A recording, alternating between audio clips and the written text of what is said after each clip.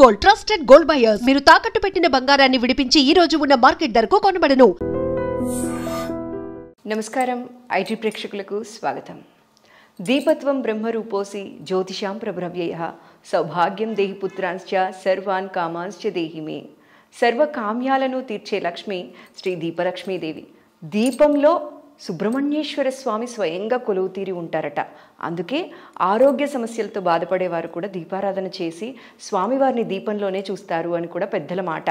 అయితే ఈ మధ్యకాలంలో మనం తరచుగా వింటున్నది ఐశ్వర్య దీపమని, ఉప్పు దీపమని. ఇది ఎప్పటి నుంచో ఉన్నప్పటికీ కూడా ఈ మధ్యకాలంలో ఎక్కువగా ప్రాచుర్యంలోకి వచ్చిందనే చెప్పాలి. ఇవాళ ఎక్స్క్లూజివ్గా అసలు మనం ఇది ఎలా పెట్టాలి, ఐశ్వర్య దీపం పెట్టడం వల్ల మనకి జరిగే లాభాలేంటి, ఎలాంటి సమస్యల నుంచి మనం బయటపడచ్చు అనే విషయాన్ని తెలుసుకుందాం.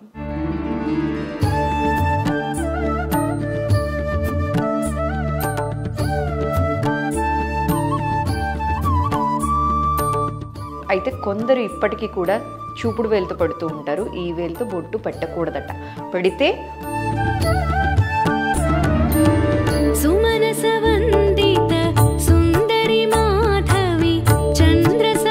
ఐశ్వర్య దీపం పెట్టాలి అనుకున్నప్పుడు ఈశాన్యంలో పీఠం వేసి పెడతారండి నార్మల్గా.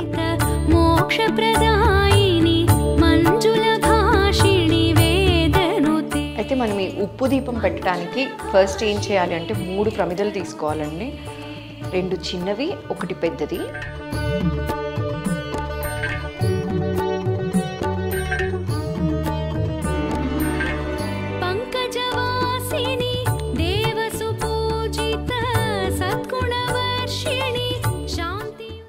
అయితే మనం ఈ ఉప్పు దీపం పెట్టడానికి ఫస్ట్ ఏం చేయాలి అంటే 3 ప్రమిదలు తీసుకోవాలండి. 2 చిన్నవి, 1 పెద్దది. చిన్న ప్రమిదలు మీకు నచ్చినవి, మీకు ఇష్టమైన మోడల్స్ తీసుకోవచ్చు. దీంట్లో కూడా మళ్ళీ ఇలాంటివే పెట్టాలి, అలాంటివే పెట్టాలి, అట్లా ఏం రూల్స్ ఏం లేదండి. ఇక్కడ ఒక చిన్న టిప్ అండి. చాలామంది బొట్టు పెడుతున్నప్పుడు ఈ వేలుతో పెడతారు. అయితే కొందరు ఇప్పటికీ కూడా చూపుడు వేలుతో పెడుతూ ఉంటారు. ఈ వేలుతో బొట్టు పెట్టకూడదట.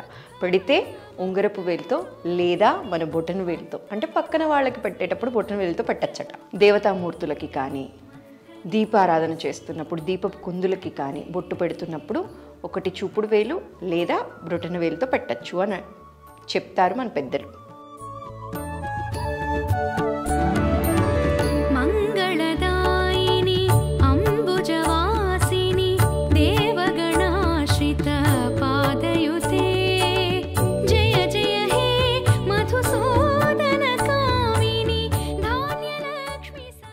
ఐశ్వర్య దీపం పెట్టాలి అనుకున్నప్పుడు ఈశాన్యంలో పీఠం వేసి పెడతారండి నార్మల్గా. ఈశాన్యంలో పీఠం వేసి పీఠం పైన వరిపిండితో కానీ బియ్యపిండితో, అంటే కొన్ని ప్రాంతాల్లో వరిపిండి అంటారు, కొందరు బియ్యపిండి అంటారు. బియ్యపిండితో మనం పీఠం పైన చక్కగా అష్టదళ పద్మం కానీ, తామర పువ్వు కానీ ఇలా నచ్చిన ముగ్గు వేసేసుకొని పసుపు కుంకాన్ని పీఠానికి సమర్పించి తరువాత ఐశ్వర్య దీపాన్ని పెడతారండి. జనరలీ పూజలు, వ్రతాలు ఏది చేయాలన్నా కూడా ఏదైనా మర్చిపోతే అసలు ఫలితం దక్కదేమో, అసలు మనం చేసిందంతా పోతుందేమో అన్న భయం ఉంటుంది కదా. అట్లేం లేదండి, మనం ఎలా చేసినా ఫలితం అనేది వస్తుంది. అయితే కొన్ని పాటించాల్సినవి ఖచ్చితంగా పాటించాలి. పాటించకుండా మర్చిపోయినవో లేకపోతే మన హడావిడి జీవితాల్లో మర్చిపోయిన వాటి కోసం భయపడి నేను చేసిన పూజ మొత్తం వృధానా అని భయపడుతూ ఉంటారు కదా. అలాంటి వాళ్ళ కోసం మాత్రమే ఇలా సింప్లిఫై చేస్తూ ఇలాంటివి మీ ముందుకు తీసుకొస్తున్నామండి.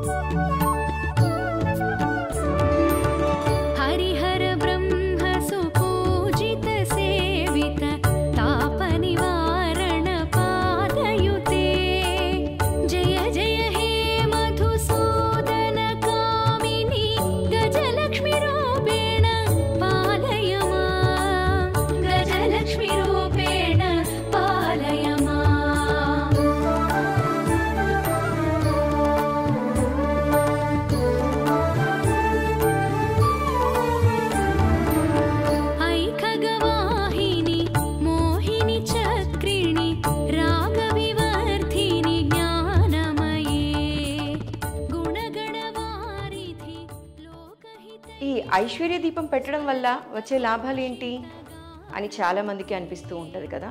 అయితే నేనేమంటాను అంటే ఐశ్వర్య దీపం పెట్టడం వల్ల జరగని లాభం ఏంటి అని కూడా మనం అనొచ్చు. అంటే ప్రతి సమస్యకి పరిహారం అనేది మనకి ఐశ్వర్య దీపం పెట్టడం వల్ల జరుగుతుంది అని అంటారు. ఇంట్లో వాస్తు దోషం ఉన్నా, లేదు ఎవరైనా అనారోగ్యంతో బాధపడుతూ ఉన్నా, రుణ బాధలున్నా, ఎంత డబ్బొచ్చినా ఇక ఇంట్లో నిలవట్లేదు, ఇలా వస్తుంది ఇలా వెళ్ళిపోతుంది అనిపించినా, ఉద్యోగంలో ప్రమోషన్ కోసం ట్రై చేస్తూ అది కూడా వెనక వెళ్ళిపోతూ ఉన్నా, అన్నీ ఇక అయిపోయాయి, ఇక చేతికి అందుతుంది అనుకున్నది డబ్బు కూడా రాకపోవడం, ఎవరికైనా డబ్బులు ఇచ్చి అది తిరిగి రాకపోవడం, ఇలాంటి సమస్యలు ఏవి ఉన్నా కూడా మనం ఐశ్వర్య దీపం అనేది పెట్టచ్చండి. అయితే ఈ ఐశ్వర్య దీపం ఎక్కడ పెట్టాలి? ఇంట్లో పూజ గదిలో పెట్టాలా, ఈశాన్య మూల పెట్టాలా? ఇలాంటి డౌట్స్ కూడా చాలామందికే ఉన్నాయి కదా. మనం ఇది పూజ గదిలోనైనా పెట్టచ్చు, ఈశాన్య మూల వైపు అయినా పెట్టచ్చు, లేదు అంటే గుమ్మానికి అటువైపు ఇటువైపు కూడా పెట్టి మనం దీపారాధన అనేది చేయొచ్చు. అయితే ఎక్కువగా కూడా ఈశాన్య మూలలో పెడితే చాలా మంచిది అని పెద్దల మాట అండి. అయితే ఎందుకు ఉప్పు దీపానికి ఇంత విశిష్టత వచ్చింది అంటే, మీకు తెలుసో తెలీదో చాలామందిలో మనకైతే తెలిసే ఉంటుంది, కొందరికి తప్ప.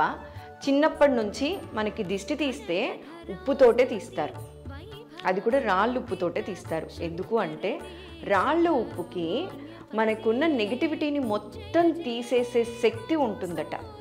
సో ఎప్పుడైనా మనకు కొంచెం ఒంట్లో బాగాలేకపోయినా, అనారోగ్యంగా అనిపించినా కూడా దిష్టి తాకిందేమో, ఒక్క నిమిషం ఆగు అని చెప్పి మన పెద్దవాళ్ళు ఇమ్మీడియట్గా దిష్టి తీసేస్తూ ఉంటారు కదా. సో అలానే మన ఇంటికి కూడా ఎవరైనా వచ్చినప్పుడు కూడా ఆ నరదిష్టి తాకడం వల్ల కూడా ఇంట్లో సమస్యలు అనేవి కూడా జరుగుతూ ఉంటాయి. కావాలంటే మీరు ఎప్పుడైనా ఒకసారి రికలెక్ట్ చేసుకొని చూడండి కొన్ని ఇన్సిడెంట్స్. ఇంట్లో ఏదైనా ఒక సెలబ్రేషన్ జరిగిందనుకోండి, వితిన్ ఏ వీక్ మళ్ళీ ఏదో ఒక డౌన్ఫాల్ చూడడము, ఏదో ఒక చికాకుగా అనిపించడము, ఇంట్లో చిన్న చిన్న గొడవలు లాంటివి రావడము జరుగుతూ ఉంటాయి కదా. ఇవన్నీ కూడా నరదిష్టి ప్రభావం అనే అంటారు. అందుకనే ఈ నరదిష్టి ప్రభావం పోయి మహాలక్ష్మి అమ్మవారి కటాక్షం ఉండాలంటే కనుక ఉప్పు దీపం పెడితే చాలా మంచిది అనేది చెప్తారండి. అయితే ఈ ఉప్పు దీపం పెట్టే ప్రొసీజర్ ఏంటి? దీని మీద చాలా కన్ఫ్యూజన్స్ ఉన్నాయి కదా. అసలు ఎన్ని ఒత్తులు వేయాలి, ఎప్పుడు పెట్టాలి, ఉదయాన్నే పెట్టాలా, ఈవినింగ్ పెట్టాలా, మధ్యాహ్నం పెడితే ఏమన్నా తప్ప, ఏదైనా మిస్టేక్ చేస్తే బ్లండర్ మిస్టేక్ అని ఫీల్ అయిపోయి అవాంతరాలు ఏమన్నా వచ్చేస్తాయా, అమ్మవారికి కోపం వచ్చి ఉన్న లక్ష్మీదేవి వెళ్ళిపోతుందా, ఇలాంటి భయాలు బోలెడు ఉన్నాయి. అయితే అవేవి కాదండి. మనం ఈ దీపారాధన ఎప్పుడైనా చేయొచ్చు. ఎక్కువగా శుక్రవారం చేస్తే మంచిది, ఉదయాన్నే బ్రహ్మముహూర్తంలో చేస్తే చాలా మంచిది అని అంటారు. అయితే బ్రహ్మముహూర్తంలో ఈ దీపారాధన చేయటం కుదరని వాళ్ళు చక్కగా సాయం సంధ్య వేళ చేయొచ్చు. అయితే ఈ దీపారాధనలో ఏ నూనె వాడాలి ఈ కన్ఫ్యూజన్ కూడా ఉంది కదా. ఆవు నెయ్యి వాడచ్చు, నువ్వుల నూనె కూడా వాడచ్చండి. ఏది వాడినా తప్పు లేదు. అయ్యో నేను ఆవు నెయ్యి అని తెలియక నువ్వుల నూనెతో దీపారాధన చేశాను తప్ప అని చాలా భయాలు ఉంటాయి కదా. అట్లేం లేదండి, ఏం చేసినా తప్పు లేదు. చక్కగా ప్రేమగా అమ్మవారికి మనం సమర్పిస్తే చాలు, మహాలక్ష్మి అమ్మవారి కటాక్షం ఎప్పుడూ ఉంటుంది అని అంటారండి. అయితే నెక్స్ట్ వచ్చే డౌట్ ఏంటి తెలుసా? ఎన్ని ఒత్తులు వెయ్యాలి? ఈ ఒత్తుల సమస్య ఎక్కడి నుంచి వచ్చిందో ఎప్పుడు వచ్చిందో తెలియదు, కానీ అందరికీ ఉన్న డౌట్ ఎన్ని ఒత్తులు వేయాలి దీపంలో, ఎన్ని ఒత్తులు వేయాలి? 3 ఒత్తులు వేయాలండి. ఏ దీపానికైనా సరే, ఎప్పుడు మనం దీపారాధన చేసినా సరే 3 దీపపు ఒత్తులు అనేది ఖచ్చితంగా వేస్తాం. అయితే ఏ ఒత్తులు వేయాలి? పత్తితో చేసిన ఒత్తులు వేయాలా, తామరపు ఒత్తులు వేయాలా? ఈ కన్ఫ్యూజన్ కూడా ఉంది కదా. ఏదైనా వేయచ్చండి, మనకి ఏది దొరికితే ఆ ఒత్తులు అనేవి మనం ఈ దీపంలో వాడొచ్చు. ఇప్పుడు ఉప్పుతో దీపారాధన చేసేసాం, మరి పక్క రోజు ఆ ఉప్పుని ఏం చేయాలి? అదే ఉప్పుతో కంటిన్యూగా దీపారాధన చేస్తూ ఉండొచ్చా వచ్చే శుక్రవారం వరకు అన్న డౌట్ కూడా ఉంది కదా. ఏం లేదండి, మీరు అలాగే కంటిన్యూ చేయొచ్చు. అయితే ప్రమిద మాత్రం చక్కగా వాష్ చేసుకొని పైన ఏదైతే దీపారాధన చేసి ఉంటామో ఈ దీపారాధన చేసిన ప్రమిదని మాత్రం చక్కగా క్లీన్ చేసుకొని మళ్ళీ పసుపు కుంకుమ అన్నీ రాసుకొని 3 ఒత్తులు వేసి పెట్టాలి. చాలా వరకు తెలియకుండా ఏం మిస్టేక్ చేస్తూ ఉంటాము అంటే పక్క రోజు ఓన్లీ ఒత్తి మాత్రమే చేంజ్ చేస్తాం, లేకపోతే ఒత్తి కూడా చేంజ్ చెయ్యరు చాలా వరకు, అలానే కంటిన్యూ చేస్తారు. అది తప్పు అనేది పెద్దలు చెప్తూ ఉంటారు. కాబట్టి కుదిరితే చక్కగా క్లీన్ చేసి వాష్ చేసుకొని మళ్ళీ పసుపు అది రాసి పెట్టండి. ఉప్పు వరకే వచ్చేసరికి మీకు ఎలా తెలుస్తుంది అంటే, ఇనిషియల్లీ ఉప్పు చాలా ఫ్రెష్గా ఉంటుంది కదా, మీరు ఒక 1 వీక్ అలానే వదిలేశారు అంటే ఇది చాలా గట్టిపడిపోతుంది. సో గట్టిపడిపోయిన తరువాత నెగిటివిటీ మొత్తం అబ్జర్వ్ చేసేసుకుంటుంది కాబట్టి ఇమ్మీడియట్గా మీరు ఉప్పు చేంజ్ చేయొచ్చు. కొందరికి చూడండి 1 వీక్ 10 డేస్ అయిపోయినా ఇలానే ఫ్రెష్గా అనిపిస్తుంది, ఇంకొందరికి పక్క రోజుకి చాలా గట్టిపడిపోతూ ఉంటుంది. అలాంటి వాళ్ళు మాత్రం ఇమ్మీడియట్గా ఈ ఉప్పుని చేంజ్ చేస్తే మంచిది అని అంటారండి. అంటే శుక్రవారం మనం ఉప్పుని మార్చం కాబట్టి శనివారం చేంజ్ చేసుకోవచ్చు. అయితే దీపారాధన తరువాత పంచోపచార పూజలు మనం అమ్మవారికి సమర్పించవచ్చండి. అంటే పంచోపచారాలకు వచ్చేసరికి ధూపం, దీపం, నైవేద్యం, కర్పూర నీరాజనం, నమస్కారం. ధూపం మనం ఎలాగూ చూపిస్తాం, దీపారాధన ఆల్రెడీ చేసాం. లేదు మీరు ఏకవత్తి దీపాన్ని కనుక వెలిగించుకుంటే ఏకవత్తి దీపాన్ని అమ్మవారికి చూపించి చక్కగా నమస్కారం చేసుకోవచ్చు. తరువాత నైవేద్యం ఏం పెట్టచ్చు, చిన్న బెల్లం ముక్క పెట్టచ్చు, కర్పూర హారతి, నమస్కారం. లేదు ఓన్లీ దీపారాధన మాత్రమే చేశారా, మనసులో మీ సంకల్పాన్ని గట్టిగా చెప్పుకొని ఇప్పుడు రుణ బాధలు ఉన్నాయి, అప్పులు ఉన్నాయి, ఈ అప్పులు నాకు త్వరగా తీరిపోవాలి తల్లి, మనసుకి బలం ఎక్కువట, మనం ఏది అనుకుంటే అది త్వరగా జరుగుతుంది అంటారు. కాబట్టే మనం సంకల్పాన్ని ఖచ్చితంగా ఏ పూజలోనైనా చేస్తాం. అలానే ఈ ఐశ్వర్య దీపారాధన చేసిన తరువాత కూడా మనం గట్టిగా మన సంకల్పాన్ని అమ్మవారితో చెప్పుకొని, అమ్మా నాకు ఈ కష్టం వచ్చింది, ఈ కష్టం నాకు త్వరగా తీరిపోవాలి తల్లి, నేను ఇన్ని వారాలు నిన్ను కొలుచుకుంటాను అని చెప్పి మన అమ్మవారితో చెప్పుకోవచ్చు. అయితే నేను 7 వారాలు చేద్దాం అనుకున్నా, 9 వారాలు చేద్దాం అనుకున్నా, 3 వారాలే చేశాను, మధ్యలో చేయలేకపోయాను, ఆటంకాలు వచ్చాయి, కంటిన్యూస్గా 4 వారాలు ఆపేశానండి, దీనివల్ల ఏమైనా జరిగిపోతుందా అని చాలామంది భయపడుతూ ఉంటారు. అలాంటి టైంలోనే మనకి ఏదైనా కష్టం వచ్చిందనుకో ఇంటర్లింక్ చేసేసుకుంటారు. నేను అమ్మవారి దీపాన్ని ఓన్లీ 3 వారాలే పెట్టాను, తర్వాత నుంచి ఆపేశాను కాబట్టే నాకు ఈ కష్టం వచ్చింది అని చాలామంది ఇలా భయపడుతూ ఉంటారండి. అయితే ఖచ్చితంగా అది తప్పు. దేవుడు ఎప్పుడు మనల్ని బ్లెస్ చేస్తాడే కానీ శిక్షించడైతే శిక్షించడు. కాకపోతే అది మనకి ఇంటర్నల్గా ఏదో గిల్టీ ఉండిపోతుంది. మోస్ట్లీ భయాలు పెడుతుంటారు చాలా వరకు కొంతమంది పెట్టిన భయాల వల్ల ఇలా భయపడిపోయి ఏది జరిగినా నేను ఈ పూజ స్టార్ట్ చేశాను, ఇది మధ్యలో ఆగిపోవడం వల్లే ఇలా జరిగిపోయిందేమో, నా జీవితం ఇలాగ అయిపోయిందేమో, ఈ కష్టం వచ్చేసిందేమో అని అనుకుంటాం. ఏ పూజ అయినా స్టార్ట్ చేసి మధ్యలో ఆపేసినంత మాత్రాన మనకి ఏ కష్టం రాదండి. అది మన కర్మానుసారం ఏదైనా కష్టం వస్తుందేమో తప్ప పూజ మధ్యలో ఆగడం వల్ల అయితే మాత్రం కాదు. ఇది ఖచ్చితంగా అపోహని చెప్పచ్చు. Too many cooks spoil the dish అని మనకి ఇంగ్లీష్లో ఒక ప్రావర్బ్ ఉంది. ఎక్కువ మంది వంటలు ఉంటే ఆ వంట చెడిపోతుందట. అట్లనే ఎక్కువ మంది సలహాలు వినడం వల్ల మనం చాలా కన్ఫ్యూజ్ అయిపోయి ఇలా చేయాలా, అలా చేయాలా, ఇలా చేయాలా, ఇన్ని భయాలు మనసులో వేసేసుకొని అసలు పూజ చెయ్యాలంటేనే భయంతో దూరంగా వెళ్ళిపోయే వాళ్ళు కొందరైతే లేదు చేయగలను అన్న ధైర్యంతో కూడా ముందుకెళ్తూ ఉన్నారు. అయితే అలాంటి కన్ఫ్యూజన్స్ ఏవీ లేకుండా మనకి ఉన్నంతలో మనం ఏవైనా మర్చిపోయినా, మనం ఏవైనా తప్పులు చేసినా అమ్మవారికి మనం సమర్పించాం కదా, చేశాం కదా పూజ, ఇలా అనుకొని మనస్ఫూర్తిగా అమ్మవారి ముందు దండం పెట్టి భిక్ష అడిగితే మనం ఏం కోరితే అది ఇచ్చేస్తారట అమ్మవారు.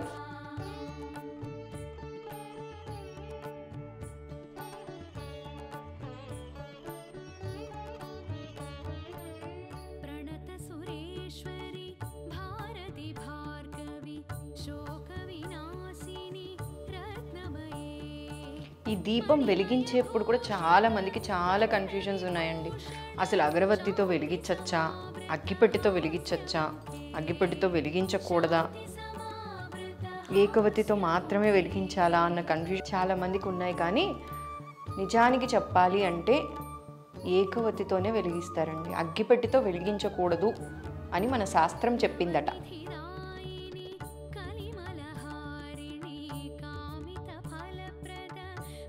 కానీ ఆప్షన్ లేనప్పుడు, తప్పదు అనుకున్నప్పుడు అగరబత్తితో కూడా వెలిగించవచ్చండి.